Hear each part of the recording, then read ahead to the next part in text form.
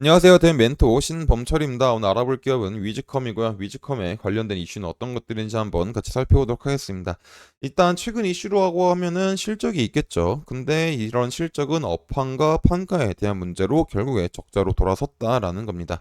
그래서 이런 부분에 대한 이슈를 한번 살펴보도록 하고, 또 위즈컴이 하고 있는 건 석유화학이기 때문에 석유화학에서 제일 중요한 가동률과 스프레드 부분에서는 어떤 이슈가 있는지 한번 살펴보도록 하겠습니다.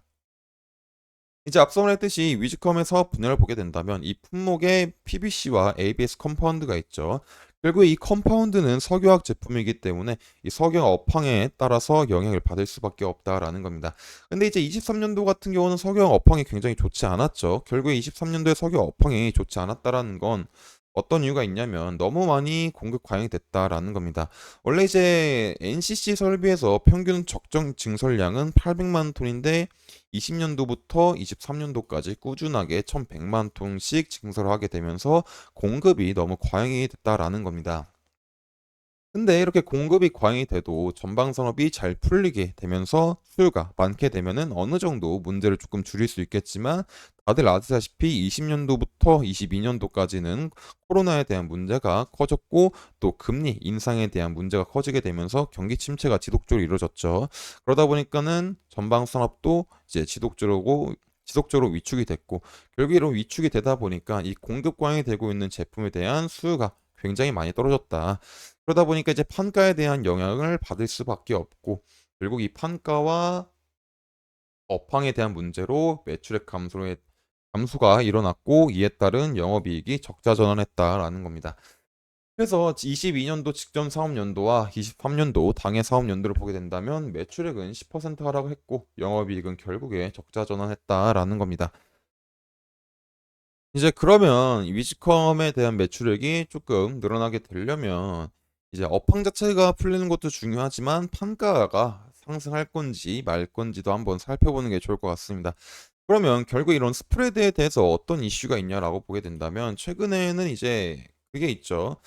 석유화학이 이런 글로벌 시장 악화로 해서 많이 피해를 보고 있는 상황인데 조금 회복하고 있는 기미가 보인다라는 겁니다.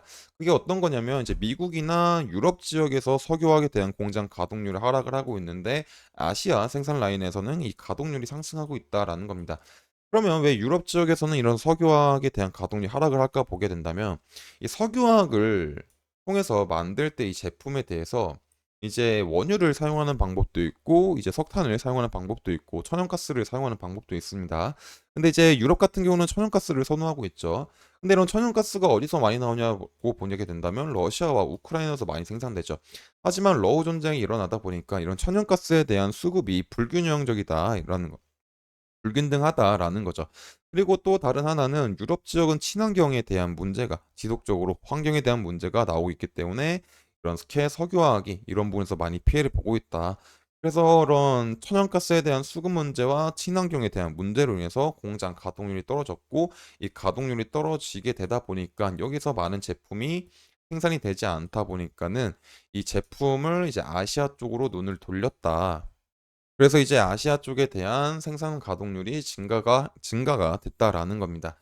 그래서 지금 지속적으로 21년도부터 쭉 하락하고 있던 공장 가동률이 23년도 4분기부터는 조금씩 상승하고 있다라는 거죠.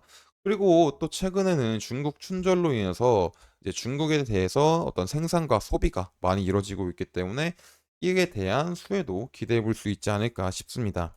그래서 정리를 하자면 중국에 대해서 춘절로 인해서 생산과 소비가 많이 일어나고 있고, 또 유럽에 대한 공장 가동률이 줄어들다 보니까 많은 제품이 생산이 되지 않아서 이 유럽 쪽의 제품을 원했었던 그 많은 나라나 기업들이 아시아 쪽으로 눈을 돌렸다라는 겁니다.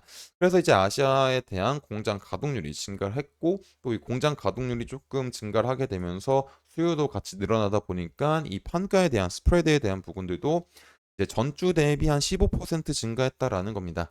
그래도 하지만 아직까지 이렇게 15%가 증가해도 여전히 손익분기점 아래인 $300 미치기 때문에 뭐 크나큰 이제 뭐 매출액을 기대할 순 없겠지만 어느 정도 이제 업황이 조금 회복하려고 하는 기미가 조금 보이고 있기 때문에 이제 위즈컴이 이런 판가에 대한 문제는 조금 지을 수 있지 않을까 생각해 볼 수 있을 것 같습니다. 근데 이제 이런 석유화학에 대한 업황은 지금 조금 상황이 나아지려고 하고 있지만 아직까지는 조금 생각해야 될 부분들이 많습니다. 그래서 이런 부분들에 대해서는 제가 다음에 설명하도록 하겠습니다. 그리고 지금 석유화학에 대한 상황은 2002년 하반기와 2003년 상반기와 비슷한 흐름으로 가고 있기 때문에 이런 부분들도 한번 비교해 보면 좋을 것 같습니다. 그래서 이런 부분들에서 제가 지속적으로 설명해 드릴 예정이다 보니까 이제 위즈컴에 관심 있으신 분들은 제 영상을 시청해 주시면 감사하겠습니다. 그래서 주가를 한번 살펴보도록 하겠습니다.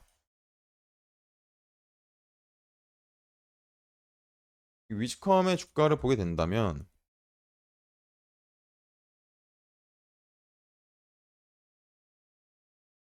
사실 이제 바닥 부근은 이제 2035원이죠. 2035원이고 이제 고점에서 많이 눌리고 있는 라인은 현재 어렵네요. 2,800원 부분이다라는 거죠. 그래서 이제 2,800원 라인에서 지속적으로 이제 꼬리가 달린 캔들이 나오고 있다 보니까 다시 상승을 한다고 하더라도 2,800원 부근에서는 2,800원이나 2,700원 부근에서는 눌릴 가능성이 이제 크다라는 겁니다.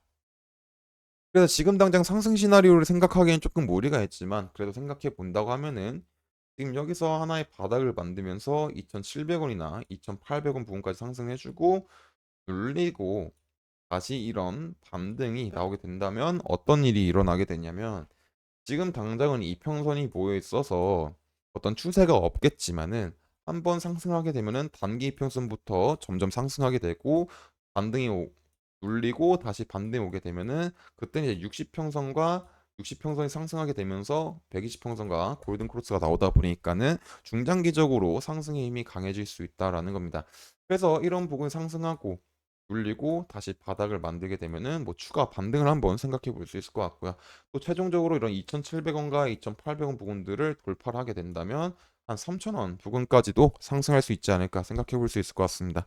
하지만 반대로 하락 시나리오는 이런 저점 부근이 2,500원 부근들을 이탈했을 때 생각해 봐야 되겠죠. 그래서 지속적으로 위즈컴에 대한 주가도 확인해 봐야 될 것 같습니다. 그리고 위즈컴 같은 경우는 결국에 석유화학 스프레드에 밀접하게 연관이 있기 때문에 이 부분이 점점 좋아질지 말지도 확인해야 되기 때문에 이런 부분들은 제가 지속적으로 확인해서 여러분들한테 알려드리도록 하겠습니다. 그래서 이제 위즈컴에 관심이 있으신 분들은 제 영상을 시청해 주시면 감사하겠습니다. 이상 대형 멘토 신범철이었습니다. 감사합니다.